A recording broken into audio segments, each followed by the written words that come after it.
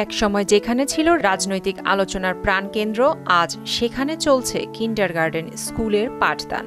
কিশোরগঞ্জের ভৈরবের ঐতিহ্যবাহী ভৈরবপুর উত্তরপাড়ায় অবস্থিত দেশের সাবেক রাষ্ট্রপতি মোহাম্মদ জিল্লুর রহমানের পৈতৃক নিবাস।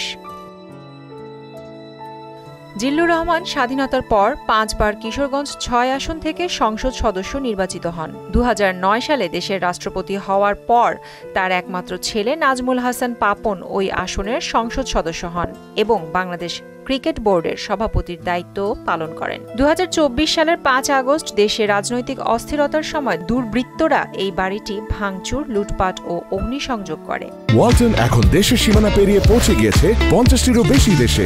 ওয়ালটন, ঘরে ঘরে, বিশ্বজুড়ে। সম্প্রতি দেখা গেছে এই পৈতৃক বাসভবনের নিচতলায় চলছে সানফ্লাওয়ার কিন্ডারগার্টেন স্কুলের শিক্ষা কার্যক্রম। স্থানীয়দের মতে জিল্লুর রহমানের আত্মীয় নঈম মোল্লার সহযোগিতায় ভৈরবের প্রবীণ শিক্ষক অধ্যক্ষ আব্দুল বাসেত এই ভবনের একটি অংশ ভাড়া নিয়ে স্কুলটি চালু করেছেন। তবে 2 তলা ভবনটি এখনো বন্ধ। স্কুল কর্তৃপক্ষ বা জিল্লুর রহমানের পরিবারের কেউ এ বিষয়ে আনুষ্ঠানিকভাবে কথা বলতে রাজি হননি। ভৈরবের ইতিহাসের এক গুরুত্বপূর্ণ অংশ এই বাসভবন। এক সময় রাষ্ট্রপতির বাড়ি এখন শিশুদের শিক্ষালয়ের কোলাহলে মুখর। সময়ের পালা বদলের এক নীরব সাক্ষী হয়ে দাঁড়িয়ে আছে আইভি ভবন। প্রিয়াঙ্কা নিতু, মোহনা ডিজিটাল।